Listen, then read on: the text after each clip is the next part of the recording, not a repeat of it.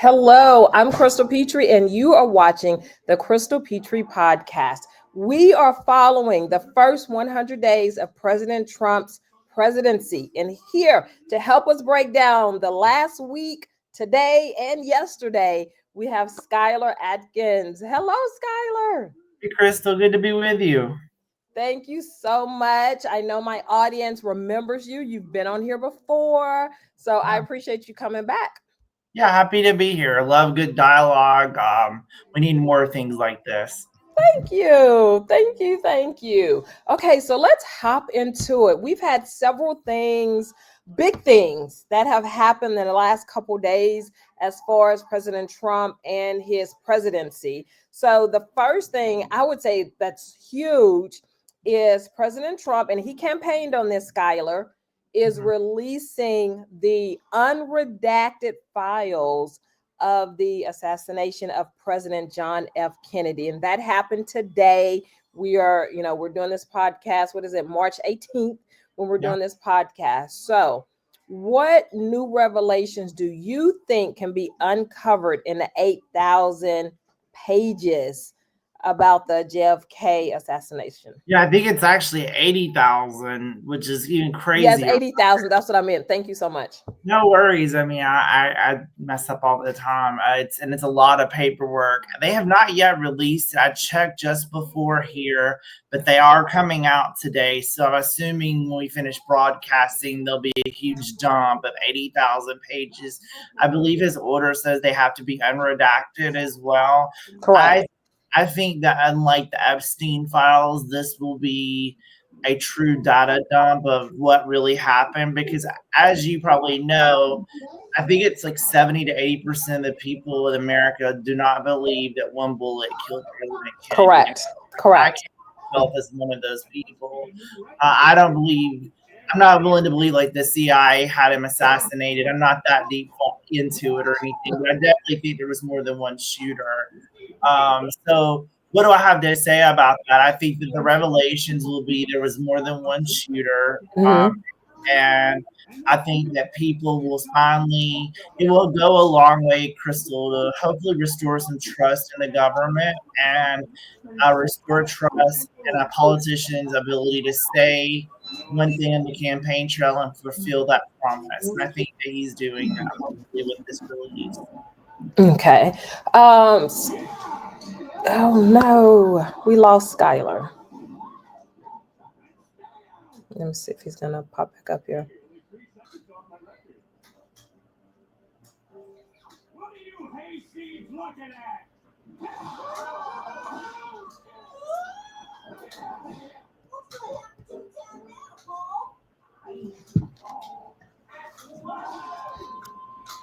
There we go. There you go. I don't know what happened there. I'm hearing a little background noise on your end. Okay, just a moment. Hold on. Sorry about that, Crystal.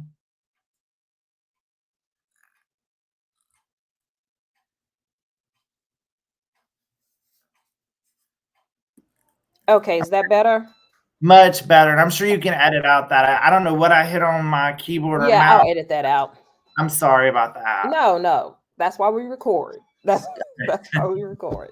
Okay. That I can finish kind of where I started. I hope that this will go to show the people that we can go that a politician, if it's Donald Trump or Kamala, let's name it. I think that this sets a new standard. President Trump has now set the standard with this release, with the upcoming Epstein files release. By the way, I also want to know what happened to Martin Luther King Jr. I have a lot of questions about that as well. Yeah. Because I'm a huge admirer of his. I think a majority of the public doesn't believe the full account of what happened there either. Long story short, it's now going to be nearly impossible for a politician to campaign on something and not fulfill the promise, because Donald Trump, love him or hate him, he has set the bar so high. I mean, the first 100 days, he literally did everything he said he would do that was within his control. Now, of course, he couldn't solve. He since said, the Ukraine war, 48 hours. Of course, that didn't happen. But we are working on a daily basis. We know that Israel Gaza situation is kind of calming down a little bit. So I mean, I can't think of anything off the top of my head that I didn't know I was signing up for when I voted for him. That is absolutely true, Skylar. And I was just having this conversation with someone today that everything that President Trump campaigned on, he has done it or attempted to do it. So no one can say that they were blindsided. Right. No one can say, I didn't know he was going to do this. I didn't know he was going to say this, because you are absolutely correct. Everything that he campaigned on, he is following through on.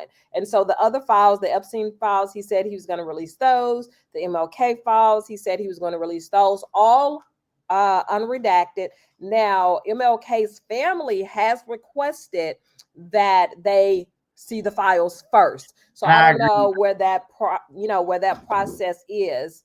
And that's But a yes, request that I agree with. I think if I were I admire Bernice King personally, and if that were my father, I would want to see it first. right, before it's released to the public. Why do you think this has taken so long for a president or for the country to release these files?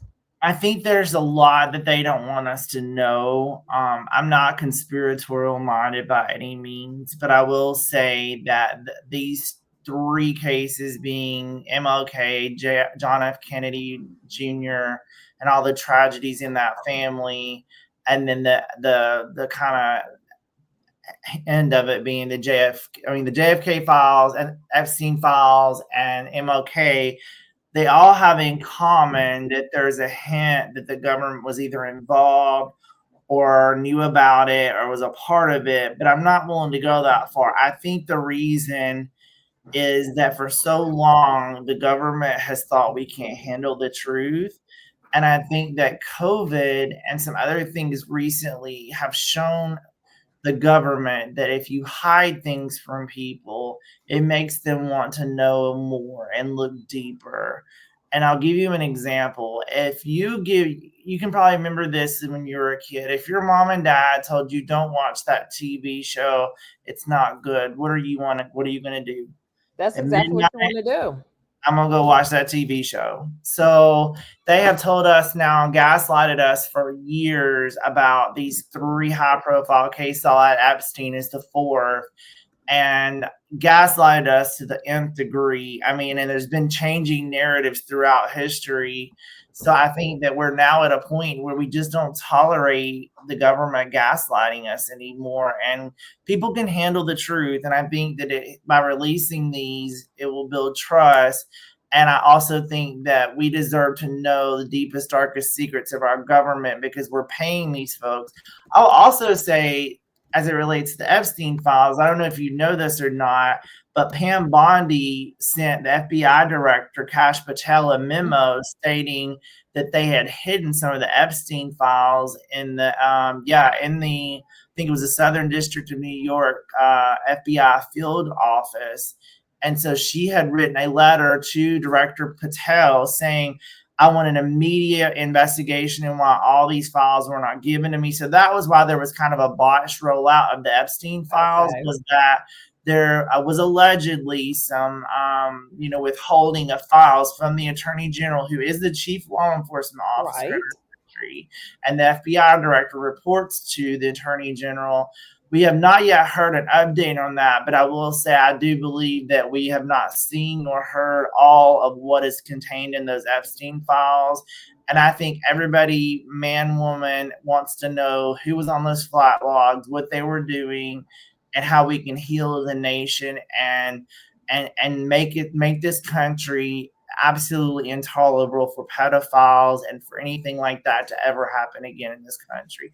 Same with assassination of JFK, that should never happen again. Same with the thing, with JFK. The government should not keep secrets like that from us. We're big boys and girls. We can handle the truth. We can handle it. I know one of the things that I want to know with those Epstein files is who helped him, who aided him, because it's no way that he was able to do that and do it at such a massive scale by himself. So Yeah. yes, who came to that island is very important. But for me, I want to know who helped him. Another weird thing is like I randomly saw this. I use Ground News, full disclosure, gives you a left and a right perspective, and both of them were covering that they've razed his mansion in Palm Beach. They've completely destroyed it, and they're rebuilding a new home there. And I'm thinking to myself, wow, what evidence may be there or what are in that home that we don't know about?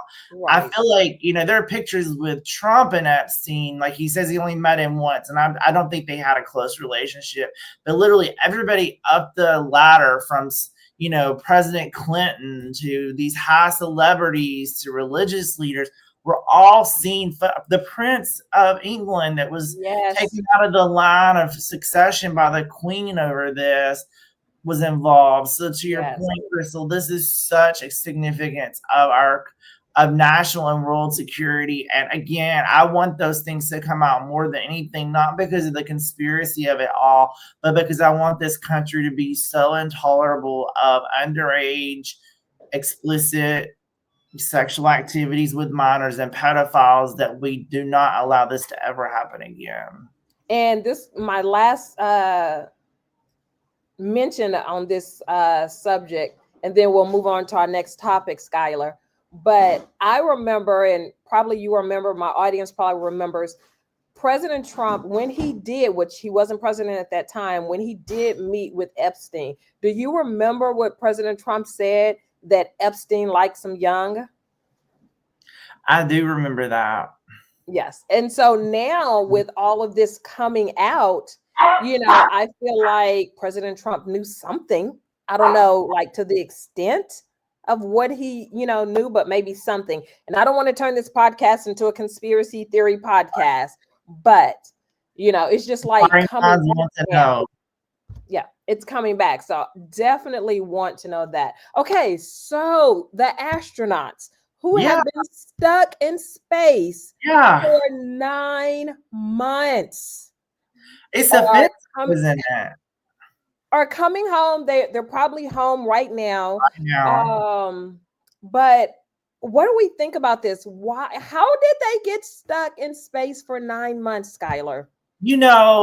I can only believe what the president and Elon Musk have told us, which is that I don't know about you, Crystal, but I'm a loyal Delta flyer, and I will literally pick another flight if it's a Boeing flight, because Boeing was the mass failure that caused all of this to happen to these astronauts. And so I consider I have a little bit of a problem with Elon Musk being so close to the White House, but I love what he's doing with Doge. And that goes in part to, I would have the same concern if Joe Biden were hanging out with Mark Zuckerberg all the time. It is a little weird.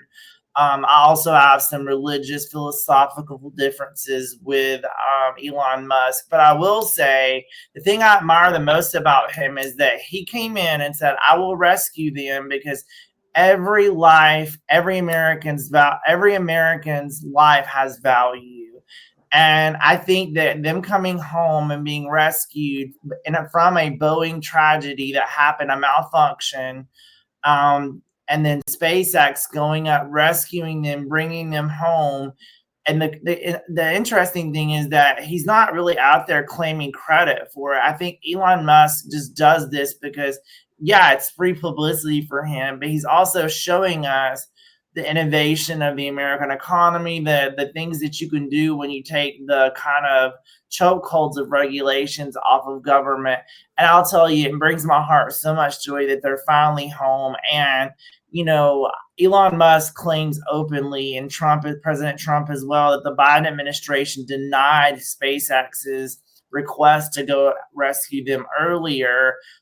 So I kind of wonder, was all this necessary? And it's also interesting because if you look back at some of the footage of the astronauts, they were saying all along that like disparaging things about these two characters. And it turns out that they're going to be they were the ones that went to rescue them. President Trump went to rescue them with Elon Musk. I mean, he didn't go himself, but he said, Elon, go get him. And he went and got him, and seeing that chopstick kind of catch of the rocket was just, incredible to watch as an American. So I'm so happy they're home, and I hope that they will write a book, go on Oprah, Yes. tell us a good interview. I would love to know what happened and what went wrong. And I also want to say a few things about Boeing on this, because Boeing has had a series of PR disasters and deadly encounters on planes, aircrafts. And I think it's because they prioritize profits above safety. And they've also had a huge focus on hiring people to meet quotas and not necessarily on merit. Because here's the thing, there's so many people out there in the world that have the merit, but are also people of color. Both things can be true at the same time. You know what I'm saying? So, Yes. I think women can make just as good of, pilots as women. I mean, women can as men, as long as they're properly trained. But Boeing seems to, in all their kind of whistleblower things I've seen, they prioritize money over everything and kind of a social agenda over everything as well. And so I would just want to say, kudos. I hope every American can just celebrate this win as a country, that these two people are home. They'll be able to be with their families and their friends. And, that this is a kind of milestone in our history as America, that these people were able to be rescued by a private sector company. That was going to be piggybacking on something you said earlier, Skylar. That was going to be my next question. Why did it take so long for them to be rescued? But you stated that Elon Musk went to President Biden and he said no. Yes. He claims, I've searched this wildly on the internet, that he has a paper trail apparently where he wrote to President Biden, because Elon Musk has top secret security clearance. Yes. Even before he entered unofficially the Trump administration, he had top secret.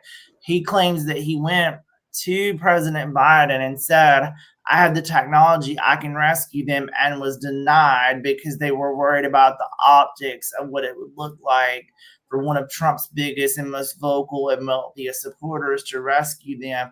I don't know if that's 100% true, but I do know there was enough credible, meaning left and right news sources claiming that this happened. Right. Well, either or, just like you said, Skylar, I am so happy that they are finally home. I know one of the astronauts said that he couldn't wait to smell fresh cut grass again. So Wow. it's just the little things that we take for granted that, when you were removed from these things, you really, really appreciate it. So I'm glad that they're back. I'm glad that they're safe. I hope that them being in space for 9 months does not affect them too much physically, because you never know, what being in space like that will do to the body. So hopefully they're not affected too much with They do that. have health problems. I've read that like flight attendants have a higher rate of certain conditions. People that go to space do. So I pray to the good Lord they don't have any of those, and that they live happy, fulfilling lives, are able to write about the experience. We're able to gather some intelligence about being in space that long, and that Oprah does an interview, because I love to watch a good Oprah series. Listen, I love Oprah. She can do no wrong in my eyes. And I miss her I'm not going show. to Let me Oprah, just but I throw that love out there. I miss her show. I miss her show. Yeah. Okay. So also today, and this has been ongoing with President Trump trying to create a ceasefire between Russia and Ukraine. They had a call today. What do you think are some key points that was discussed during that call with President Trump and Putin regarding a ceasefire? So this is something that I really look forward to talking about with people, Okay. because there's a lot of education that has to be discussed here. So the call today, and I just read it a few minutes ago. I haven't read the official transcript, but I read the Cliff Notes version. Okay. And they basically agreed. Russia said they would stop bombing, and so did Ukraine, infrastructure and energy for at least 30 days. Okay. I don't know, because you never know with Putin and the Kremlin if what they're putting out is propaganda or if it's true. So I say that allegedly, Crystal, because again, I'm no fan of the Putin regime or Russia. I mean, they Okay. could tell me the sky's blue. I would want to go check and make sure it's blue. Yes. So here's the thing though that I think is missing in your question, not missing in your question, but I want to give context to regarding it overall. That famous meeting that Trump had with President Zelensky was Yes. trending worldwide. And here's what's funny. So Trump did a very important thing here. Two important things in my opinion. The first was he told the president of Ukraine, without the United States, you don't have any cards. You're at a poker He table, did you say have no that. cards, and you're gonna get basically blown off the planet. Not real, hopefully not literally, but you're gonna get beat at this card game if the U.S. doesn't back you. And then Vice President Vance, who I love a lot, came in and said, by the way, you should be more appreciative for the billions we've sent there, because at the same time, as we talked about on your last show, people are without running water right now in Asheville, North Carolina, while we send billions to Ukraine. So the first thing that Trump told him was, without us, you don't have anything. Without our weapons and our money and the generosity of the American taxpayer, you're in a rut. So here's what happened. The president of the European Commission, I forget her name. It's like Ursula von der Leyen or something like that is her name. I know I'm butchering it, but her, Emmanuel Macron of France, the Prime Minister of the UK, came out after that news conference and said, we'll have your back. The European Union will have your back. The UK, which is from Brexit, no longer part of the European Union, will have your back. Well, here's what they're not thinking about strategically.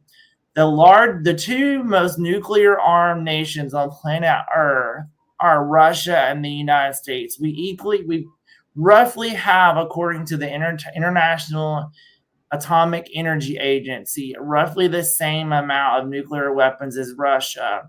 Then the third is the UK at five, they have 200 and something, but Russia has 5,000 and some change. The US has 5,000 and some change nuclear weapons. So what's really interesting here is Trump was trying to say to him, you got to learn, Europe has to defend Europe, and they should. But he was also saying, if you alienate America, are you sure that those countries in the European Union that I just mentioned can defend you if the United States doesn't? I would argue they can't. France, great country, they don't have the nuclear or military manpower.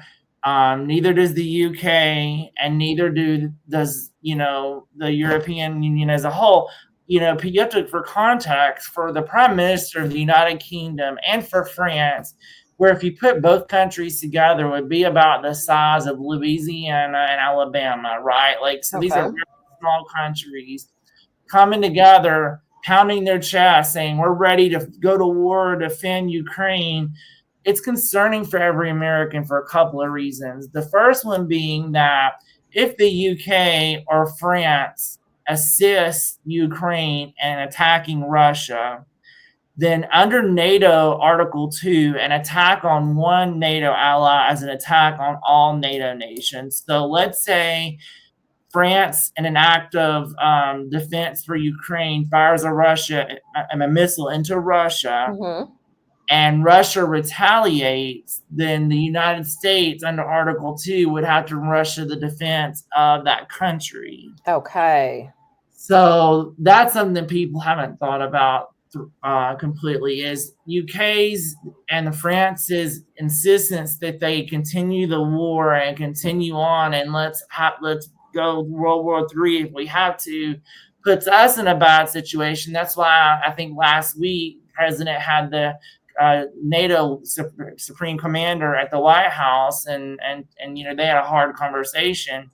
And I think another thing that has kind of not been thought a lot about in this war is, it's not, we're not being intellectually honest if we don't admit that these negotiations will conclude with Russia claiming sovereignty over Crimea, because that happened under the Obama administration, and regions like the Donbass and all these other places that are in the, the eastern part of Ukraine that border Russia. And the reason why that should concern everyone is that President Putin and the parliament in Russia have made clear that under no circumstances any settlement cannot include membership in the European Union or NATO by Ukraine. And what is it that the president of Ukraine says he wants to do immediately once they get this all sorted out?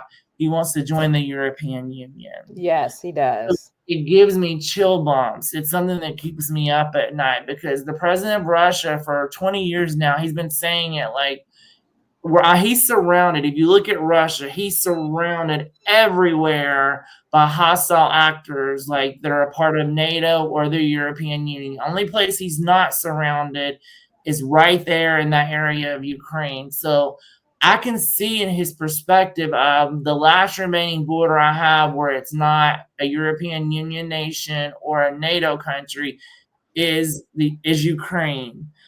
I don't agree with it. Like, I side with the Ukrainian people and the Ukrainian president, but I think we've got to have a frank conversation that they're going to lose territory in whatever agreement is reached. It's just unrealistic to expect otherwise. I don't like it. I don't want it to happen. I think that they should have territorial sovereignty. They should be giving Crimea back. I think that should all happen. That would be what I would want and advocate for.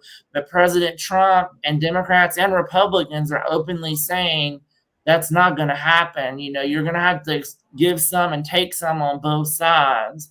And not only that, them threatening to enter the European Union and join NATO is a threat directly to the security of the Russian Federation.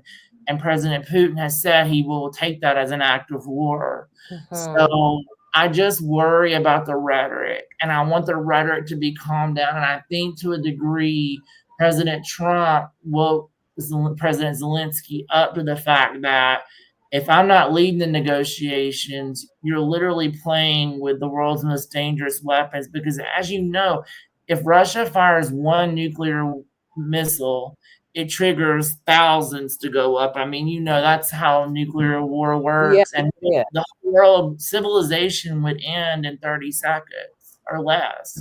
You touched on this a little bit, Skyler, but why should the everyday, I'm going to work for 8, I get off at 5, I'm going to the grocery store, I'm bringing my kids to soccer or football or basketball, why should the everyday American even care about this Russia-Ukraine ceasefire? They shouldn't really care really that much. And that was my point in the first podcast. They should care because we don't want World War III, because the European Union was specifically created with the purpose of avoiding World War III. So was NATO, and to also increase Europe's purchasing power. The reason the average everyday American should care about what happens in Ukraine is that it is taking money that we could spend on our own people, on our own roads, our own bridges, our own grocery, our own infrastructure. I mean, we have roads and bridges collapsing every day. I mean, I think it's 70% of our national infrastructure has a C- or less rating. That is correct. So every dollar we send to Ukraine, a country that 99% of Americans can't even find on a map, it's absolutely ridiculous. And I actually don't want to lose the war, because I don't want President Putin to get a win.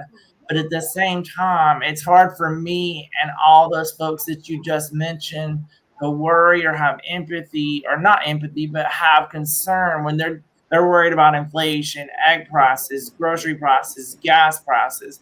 The only place that they will really see it hurt them is at the gas pump, because there's a lot of energy production that happens over there. But to be honest, now that we have President Trump back in office, he's ramped up domestic oil production, including in Alaska and other places. So hopefully we won't even need them for that. So to re-baseline your question, they really should care in the sense that we want global peace, but they should not care in the sense that this is not a war that we should be involved in. And President Trump, to his credit, took a traditionally democratic position, which is, I want peace around the world. I want to live in a peaceful world. I don't want to send my boys and girls off to war. Not only that, it's the poor, it's the lower class mostly that go fight these wars. And again, it's a place that most people cannot even find on the map. So let Europe worry about Europe, let America worry about America. But at the same time, we've got to reassess, like I said earlier, our bridges, our food prices, our airports. There's so many things here that need fixing and need our attention. I mean, as long as there's one veteran on our streets homeless, it's an absolute sin to be sending money to the Ukraine the way that we are. And I will reiterate that, every dollar we send there is a dollar we're not spending here on our own people. And it really brings back, there was a saying several years ago, we speak in America, we have money for wars, but can't feed the poor. That's exactly right. Yes, absolutely. Okay, so Skyler, we're getting ready to wrap up. And again, thank you so much for being on the podcast again. We have talked about astronauts coming home after 9 months with the help of Elon Musk and SpaceX. We've talked about the release of unredacted, which is very important, unredacted JFK files regarding his assassination, and also the ceasefire that President Trump is trying to create between Russia and Ukraine. How are these things and so many other things, how is that helping President Trump? How is that helping the Republican Party? Because right now, as you know, President Trump's approval ratings are fairly low. So are these things and everything else that he's doing, is that helping him? Is that hurting him? Is it helping the overall mission and goal of the Republican Party? I think that the polling for him is high. Like, I know that it depends on how you ask the question. I do know that the flip side argument is the Democratic Party has the lowest approval ratings in 30 years. Yes, that is true. That's reported universally. So I think we're doing what we campaigned on. I mean, I don't agree with 100% of what he's done. I've articulated some areas where I don't, but for the most part, I think that the Republican Party has a bright future. I would also add, I can name 10, 15 people right now that are on our bench to be president, to be senator, to be governor. The Democratic Party does not have that same talent. They don't have that same bench. I mean, if the best that the Democrats have are like a Pete Buttigieg or another Kamala Harris run or, Gavin Newsom, then you guys are in, and I say you guys, meaning the Democrats, not you specifically, the Democrats, they're in trouble. Whereas we have a full slate of people, and it goes from the ideological spectrum of Nikki Haley to JD Vance to, there's a million people I could name. I could botch it, but I don't want to. Anybody that's in President Trump's cabinet could be president. I think the likely heir will be JD Vance, and I hope it is. But I think that he's doing a good job. I think that inflation is down to 2%, some change. So, but until energy prices continue to fall, we're not going to see it as fast as we would like. But I do think overall he's made great progress. I think that he has delivered on what he promised that he was going to deliver on and do for us. And I think that there really is a sense that we have a president finally that every day wakes up thinking, how can I spend the resources, energy, and power that I have as the president, the Article 2 officer, Article 1 being Congress. What can I do to make the lives of the American people easier and better and to increase their wealth, health, prosperity, and success? And I think that it's such what they call a vibe shift from what we had before, where it was a whole bunch of people running the country that, there's even a question of, did he even know that he signed those pardons on his way out, President Biden? So, again, I will answer your question with, I would much rather be a Republican right now as I am than a Democrat, because we have a huge bench that is very deep, from the Senate and the governors and the vice president and all of his cabinet secretaries. I mean, we got the Ted Cruzes, we got the Marco Rubios, the Nikki Haley's, the JD Vances. But you look at the Democrats and you're like, well, Josh Shapiro is this rising star. You guys have a few, but they're very small and very limited. And I think that right now our ideas are winning, and I think our ideas and the voters are siding with us. And I'll give you two glaring examples. One recent thing that sticks out in my mind is the U.S. Senate had a vote recently on, banning trans people from sports. Mm-hmm. They basically it takes 60 votes in the Senate to close debate. Every single Democrat, including our own two senators here in the state of Georgia, voted against proceeding forward on just debating whether biological men should be allowed to compete in female sports. As long as the Democratic Party is willing to side with a vocal 10 to 20% minority in this country, which is about all that supports that, and also supports the transitioning of children, under the age of 18, mm-hmm. then the Republicans will keep winning, because we are trying and we are succeeding at messaging to the American people that the Democratic Party has become the party of the elites, the party of the limousine upper class, and the Republicans have become the working class party, the union party. We can go to job sites and talk to workers. I find it hard to believe that Kamala Harris could go right now to a job site at the airport and just have a conversation with the folks working on the site. So I would say the same for some other people in the Democratic Party. I'm not just targeting her. I'm trying, Tim Walz, could he go to a construction site and talk to the guys about what they're doing? No, I don't really think he could.